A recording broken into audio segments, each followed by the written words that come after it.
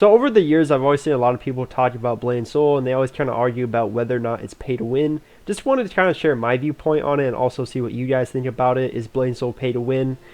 So really, my type of thing is a lot of people have their own definition of pay to win, which makes it kind of confusing.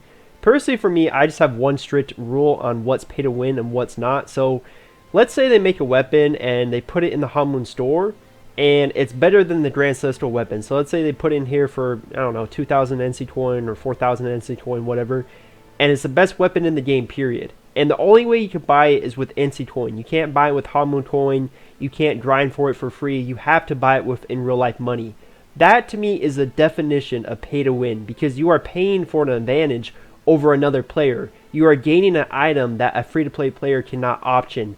That is the definition of pay to win for me. That's really the only definition, in my opinion. Now, there's different aspects of paying. There's a pay to advance quicker and a pay to convenience.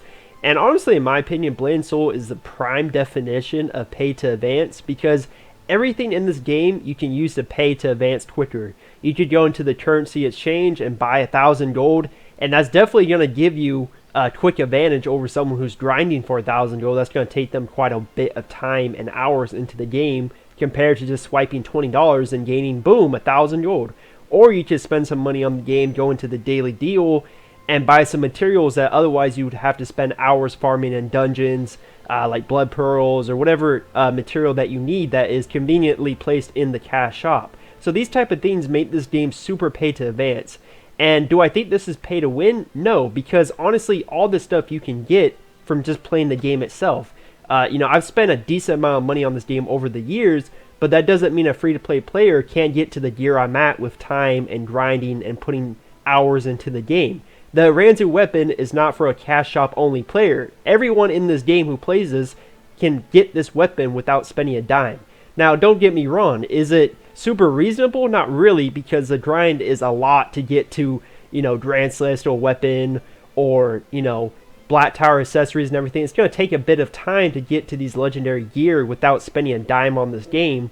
But the aspect is that it's still possible. There's no type of restriction on a free-to-play player in terms of buying gear or getting an advantage that way. Like, personally for me, I don't really mind if they put materials and like items in the daily deal to buy with NC coin. You also can buy them with Hamlin coin too, so there's that.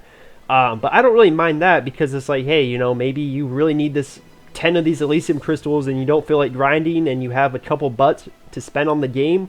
The game's free to play. Why not spend a couple dollars if you really enjoy the game? That's not a big deal to me.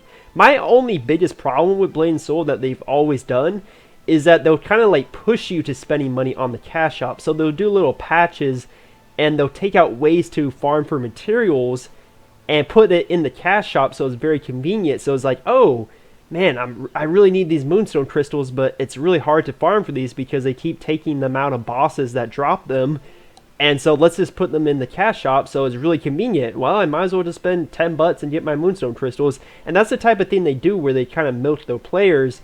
And one of the biggest offenders is Nat Sun from Mushin's Tower, where they took out, he used to drop 100 moonstone. And I'm talking about 100 moonstones, not 100 moonstone crystals. The actual moonstones he used to drop, 100 of them in a bundle. He used to drop those at a pretty decent rate, and they completely removed that without even mentioning it or anything. This was quite a while ago too.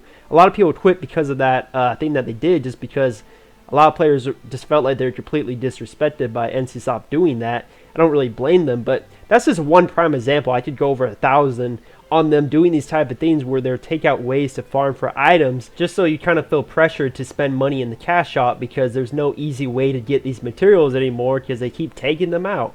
And honestly, that's one thing I just don't like that they do, because it's like, don't hurt the game itself to make players spend money. That's such a shady tactic, and really you're just hurting your player base in the game itself by removing these ways to farm for items.